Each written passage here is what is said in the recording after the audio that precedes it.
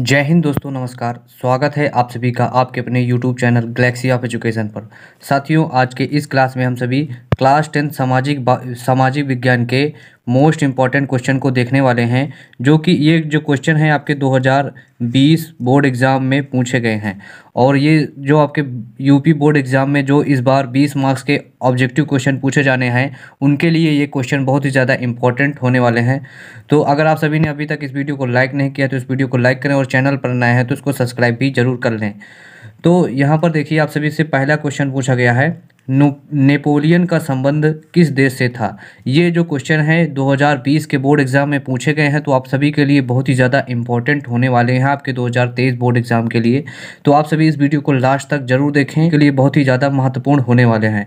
तो आपके पहले क्वेश्चन में पूछा गया है कि नेपोलियन का संबंध किस देश से था। आपका ऑप्शन नंबर ए है जर्मनी से था, या आपका ऑप्शन नंबर बी है इटली से, आपका ऑप्शन नंबर सी है या गा है फ्रांस से, तथा आपका ऑप्शन नंबर घा है इंग्लैंड से। तो साथियों, अगर आप सभी का इनका आंसर पता है तो आप सभी जल्दी से जल्दी इसे कमेंट बॉक्स में बताएं। और इस क्वेश्चन का जो करेक्ट आंसर है वो आप सभी का ऑप्शन नंबर गा, जो नेपोलियन है इसका संबंध फ्रांस देश से था। किससे था? फ्रांस देश से था। और ये क्वेश्चन आपके 2020 बोर्ड एग्जाम में पूछा गया है। तो आप सभी के लिए वेरी वेरी इंपॉर्टेंट क्वेश्चन ये हो जाता है, क्योंकि बोर्ड एग्जाम में आप सभी के प्रीवियस ईयर क्वेश्चन पेपर ही पूछे जाते हैं। अब चलते हैं, आपका जो नेक्स्ट क्वेश्चन है इसमें आप सभी से पूछा गया है कि राष्ट्रवाद का प्रारंभ किस देश से हुआ। यानी कि जो यूरोप में राष्ट्रवाद है वह किस देश से शुरू हुआ।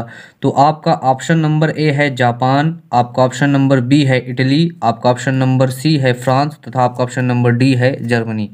तो आप सभी को अगर इसका आंसर पता है तो आप सभी हमें कमेंट बॉक्स में ज़रूर बताएं, तथा यह भी बताएं कि आप सभी के इन 15 क्वेश्चन, आज के वीडियो में हम सभी 15 क्वेश्चन को हल करने वाले हैं। तो इन 15 क्वेश्चन में आप सभी के कितने क्वेश्चन सही हुए हैं, इसको आप सभी कमेंट बॉक्स में भी ज़रूर बताइएगा।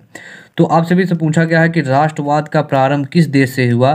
तो राष्ट्रवाद यानी कि यूरोप में राष्ट्रवाद का प्रारंभ या राष्ट्रवाद का प्रारंभ फ्रांस देश से हुआ। आपका ऑप्शन नंबर जो गा है यहाँ पर सही है। अब चलते हैं आपके नेक्स्ट क्वेश्चन पर, और ये सभी क्वेश्चन आप सभी के लिए बहुत ही ज़्यादा इंपॉर्टेंट हैं, क्योंकि ये जो क्वेश्चन है आपके बोर्ड एग्जाम में पूछे गए हैं। आपका थर्ड नंबर क्वेश्चन है, देखिए इसमें पूछा गया है कि जर्मनी के एकीकरण का श्रेय किसे दिया जाता है। आपका ऑप्शन नंबर ए है ऑटो वान बिस्मार्क को, आपका ऑप्शन नंबर बी है काइजर विलियम प्रथम को, तथा आपका ऑप्शन नंबर सी है हिटलर को, तथा ऑप्शन नंबर डी है मेजबानी को। तो जो जर्मनी है, जर्मनी का एकीकरण, तो जर्मनी का जो एकीकरण किया था उन्होंने किया था ऑटो वान बिस्मार्क ने। तो जर्मनी का जो एकीकरण का श्रेय है वह ऑटो वान बिस्मार्क को जाता है। अब चलते हैं आपके नेक्स्ट क्वेश्चन पर, और ये सभी क्वेश्चन आपके बोर्ड एग्जाम में पूछे गए हैं, तो आपके लिए बहुत ही ज़्यादा इंपॉर्टेंट है। आप सभी इस वीडियो को लास्ट तक देखें। अगर आप सभी इस वीडियो को लास्ट तक देखते हैं तो आपके जो 20 मार्क्स के ऑब्जेक्टिव क्वेश्चन इस बार पूछे जा रहे हैं, तो उसके लिए आप सभी को ये वीडियो बहुत ही ज़्यादा इंपॉर्टेंट है, और उसके जो क्वेश्चन है आपको उसमें बहुत ही ज़्यादा सहायता प्रदान करेंगे। तो इसमें पूछा गया है यंग इटली सोसाइटी का संस्थापक कौन था। आपका ऑप्शन नंबर ए है कि गैरीबॉल्डी था, या फिर आपका ऑप्शन नंबर बी है बिस्मार्क था, आपका ऑप्शन नंबर सी है काबुर था, आपका ऑप्शन नंबर डी है मेजिनी था। तो जो यंग इटली सोसाइटी है इसका जो संस्थापक है वह कौन था। तो इसका संस्थापक था मेजिनी। क्या था? मेजिनी जो था वो यंग इटली सोसाइटी का संस्थापक था। अब चलते हैं हम आपके फिफ्थ क्वेश्चन की ओर। तो साथियों, आपका जो फिफ्थ नंबर क्वेश्चन है, इस वीडियो में सभी आपके एसएसटी के 5 चैप्टर तक के जितने भी मोस्ट इंपॉर्टेंट क्वेश्चन हैं उनको डिस्कस करेंगे, और इसकी एक सीरीज, और यानी कि इसकी 1-2 क्लास अभी और आएंगी, तो आप सभी इन वीडियो को जरूर देखें।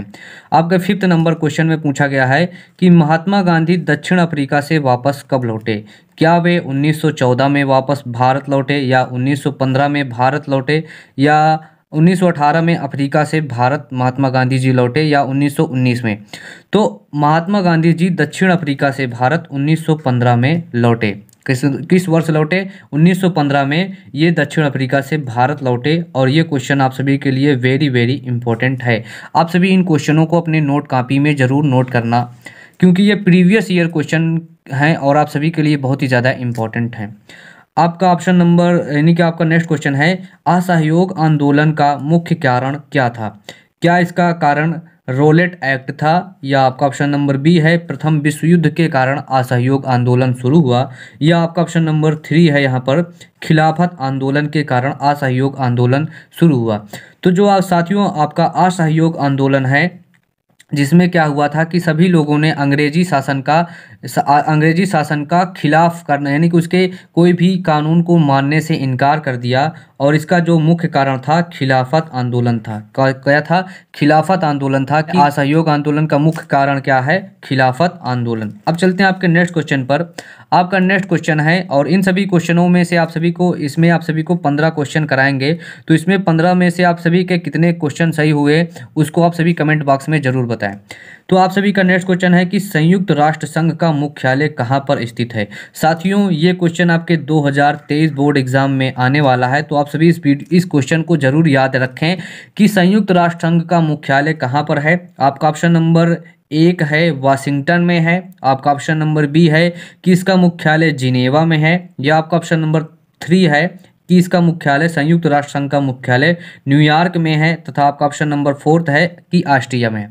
तो आप सभी याद रखना, ये क्वेश्चन आप सभी के लिए वेरी वेरी इंपॉर्टेंट है। जो संयुक्त राष्ट्र संघ है इसका जो मुख्यालय है वह कहाँ पर है? न्यूयॉर्क जो है यहाँ पर इसका मुख्यालय होगा, यानी कि जो संयुक्त राष्ट्र संघ है इसका मुख्यालय न्यूयॉर्क में स्थित है।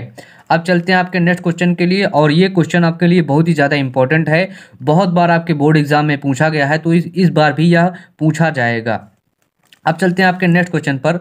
आपका जो यहाँ पर नेक्स्ट क्वेश्चन है कि महामंदी, जो आपकी महामंदी है का प्रारंभ किस वर्ष हुआ। यह भी क्वेश्चन आपके लिए बहुत ही ज़्यादा इंपॉर्टेंट है। आपके 2023 बोर्ड एग्जाम में आपको देखने को जरूर मिलेगा, चाहे वह किसी भी सेट में देखने को मिले। आप सभी देख लेना, यह क्वेश्चन आपके बोर्ड एग्जाम में जरूर आएंगे।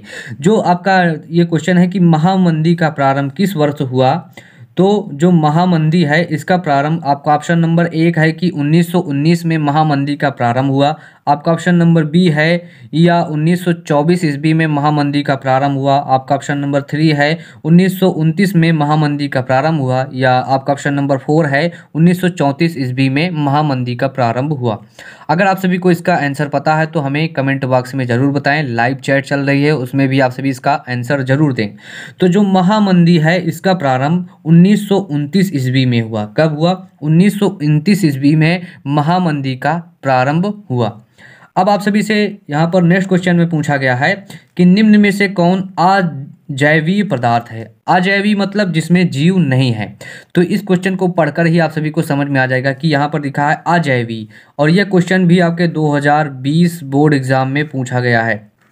बोर्ड का जो पेपर है उससे मैं आप सभी को ये क्वेश्चन लेकर आया हूँ, और बहुत ही जल्द आप सभी को जितने प्रीवियस ईयर पेपर हैं उनको मैं आप सभी के लिए वीडियो बनाने वाला हूँ। तो आप सभी अगर अभी तक हमारे चैनल को सब्सक्राइब नहीं किए हैं तो इसको सब्सक्राइब भी जरूर करें, और इस वीडियो को ज़्यादा से ज़्यादा बच्चों को शेयर करें। यहाँ पर पूछा गया है निम्न में से कौन अजैवीय संसाधन है। आपका ऑप्शन नंबर ए है कि चट्टानें, आपका ऑप्शन नंबर बी है या पशु है, पौधे हैं, या मछलियां। तो अजैवीय यानी कि जिसमें जीव नहीं है, तो जो चट्टानें हैं ये अजैवीय संसाधन होती हैं। अब चलते हैं आपके नेक्स्ट क्वेश्चन की ओर। तो साथियों आपका जो नेक्स्ट क्वेश्चन है इसमें आपसे पूछा गया है कि पर्वतों पर मृदा अपरदन का साधन क्या है। यानी कि जो पर्वत होते हैं जिन पर जो उनकी मृदाएं हैं वो गिर जाती हैं, यानी कि ऊपर से नीचे आ जाती हैं, उसका कारण क्या है। क्या इसका कारण पवन है, या आपका ऑप्शन नंबर बी है हिमनद है, जल है, जल के कारण ये मृदा नीचे गिर रही है, या पशुचरण। तो आप सभी याद रखना ये क्वेश्चन आप सभी के लिए इम्पोर्टेंट है, वेरी वेरी इंपॉर्टेंट क्वेश्चन है। और पर्वतों पर मृदा जो अपरदन का साधन है वो क्या होता है? हिमनद। जो हिमनद के कारण जो पर्वत होते हैं उनकी जो मृदाएं हैं वह टूट कर नीचे गिर जाती हैं। अब चलते हैं आपके नेक्स्ट क्वेश्चन पर, और ये क्वेश्चन आप सभी के लिए वेरी वेरी इंपॉर्टेंट है क्योंकि ये आपके 2020 बोर्ड एग्जाम में पूछी गई हैं। तो यहाँ पर आपसे नेक्स्ट क्वेश्चन में पूछा गया है कि चिपको आंदोलन संबंधित है। क्या यह मृदा संरक्षण से संबंधित है? आपका ऑप्शन नंबर बी है वन संरक्षण से संबंधित है, आपका ऑप्शन नंबर 3 है जल संरक्षण से संबंधित है, आपका ऑप्शन नंबर 4 है वायु संरक्षण से संबंधित है। जो चिपको आंदोलन है, और यह क्वेश्चन आप सभी के लिए वेरी वेरी इंपॉर्टेंट है, जो चिपको आंदोलन है यह आप सभी के वन संरक्षण से संबंधित है। सरकार के द्वारा वनों को कटाया जा रहा था, जिसके कारण जो आपके यहाँ पर उत्तराखंड के जो लोग थे वो वन पर, यानी कि वन के जो जितने भी पेड़ हैं उनसे वो चिपक गए, और उन्होंने कहा कि जो वहाँ पर जो भी सिपाही लोग या वन के जितने भी सिपाही थे, उनसे उन्होंने कहा कि यदि आप सभी को पहले पेड़ काटना है, पेड़ से काटने से पहले आप सभी को हमको काटना पड़ेगा। वे सभी लोग वन पर यानी कि जो वन थे उनके वृक्षों पर चिपक गए और आज के लोग हैं कि वो वृक्षों को काट रहे हैं। तो आप सभी देख सकते हैं कि पहले वृक्ष के लिए अब व्यक्ति अपनी जान देने को भी राजी था, लेकिन आज का व्यक्ति वृक्षों को काट रहा है और प्रदूषण दिन प्रतिदिन बढ़ता ही जा रहा है। तो जो चिपको आंदोलन है यह आप सभी के लिए वेरी वेरी इंपॉर्टेंट है और ये आपके सब्जेक्टिव क्वेश्चन में भी आ सकता है। जो आपके 5 या 3 मार्क के जो क्वेश्चन होते हैं उनमें भी आप सभी से पूछा जाएगा, तो आप सभी इसको तैयार जरूर कर लेना। और जो आपका चिपको आंदोलन है ये वन संरक्षण से संबंधित है। अब चलते हैं, आपका नेक्स्ट क्वेश्चन है और बहुत ही ज़्यादा इम्पोर्टेंट क्वेश्चन है। यहाँ सर आप सभी से पूछा गया है कि सुंदरवन राष्ट्रीय पार्क कहाँ पर स्थित है। वेरी वेरी इंपॉर्टेंट क्वेश्चन है साथियों, आप सभी इसको याद जरूर कर लेना और इन क्वेश्चनों को आप सभी अलग से अपनी 10 रुपये की कॉपी लाइए, उनमें इन क्वेश्चनों को लिखते चलिए जो मैं आपकी इस सीरीज़ में करा रहा हूँ। अगर आप सभी इस सीरीज़ को फॉलो करते हैं तो आप सभी अपने ज़रूर 20 में से 20 मार्क्स अचीव कर पाएंगे। यहाँ पर आप सभी से पूछा गया है कि सुंदरवन राष्ट्रीय पार्क कहाँ पर स्थित है। आपका ऑप्शन नंबर ए है कि यह असम में स्थित है, ऑप्शन नंबर बी है उड़ीसा में है, आपका ऑप्शन नंबर 3 है पश्चिम बंगाल में है, आपका ऑप्शन नंबर 4 है मध्य प्रदेश में है। तो आप सभी याद रखना जो सुंदरवन राष्ट्रीय पार्क है यह पश्चिम बंगाल पर स्थित है। कहाँ पर स्थित है? जो सुंदरवन राष्ट्रीय पार्क है यह पश्चिम बंगाल में स्थित है। अब चलते हैं आपके नेक्स्ट क्वेश्चन पर और इसमें आप सभी से पूछा गया है कि सतलज बांध किस नदी पर बनाया गया है। जो सलल बांध है वह किस नदी पर बनाया गया है, जो सलल बांध है यह किस नदी पर बनाया गया है। क्या यह बांध महानदी में बनाया गया है या फिर चिनाव नदी में बनाया गया है या सतलुज नदी में बनाया गया है या कृष्णा नदी पर बनाया गया है। यह क्वेश्चन आपके बोर्ड एग्जाम में बहुत बार पूछा गया है। जो सलल बांध है यह आपके चिनाव नदी पर बनाया गया है। किसमें? चिनाव नदी पर बनाया गया है और आप सभी के लिए वेरी इंपॉर्टेंट क्वेश्चन है क्योंकि आपके बोर्ड एग्जाम में बहुत बार पूछा गया है। अब चलते हैं आपके नेक्स्ट क्वेश्चन पर। यहाँ पर आप सभी से पूछा गया है कि इनमें से कौन सी रबी की फसल है। और ऐसे क्वेश्चन आपके बोर्ड एग्जाम में बहुत सारे पूछे जाते हैं कि कौन सी फसल रबी की है, कौन सी फसल खरीफ की है। तो आप सभी याद रखना आपके गेहूँ, कौन सा? गेहूँ है, जो चना है, गेहूँ चना मटर, ये कैसी हैं? ये सभी रबी की फसलें हैं। ऐसी फसलें जिनको आप सभी ठंडी के मौसम में बोते हैं वे रबी की फसलें कहलाती हैं। जो आपकी गेहूं चना मटर हैं इनके जो बुआई का समय होता है वो जाड़े में बोई जाती हैं। तो जाड़े में बोई जाने वाली फसलें जो हैं वो आपकी रबी की फसलें हैं।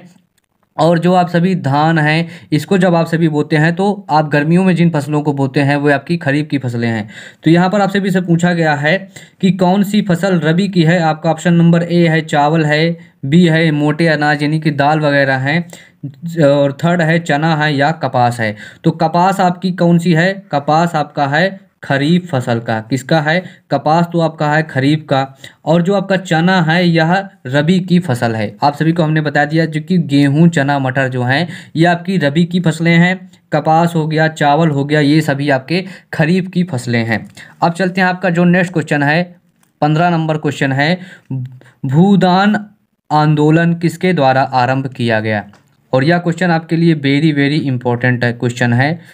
भूदान आंदोलन किसके द्वारा आरंभ किया गया। आपका ऑप्शन नंबर 1 है महात्मा गांधी जी के द्वारा आरंभ किया गया।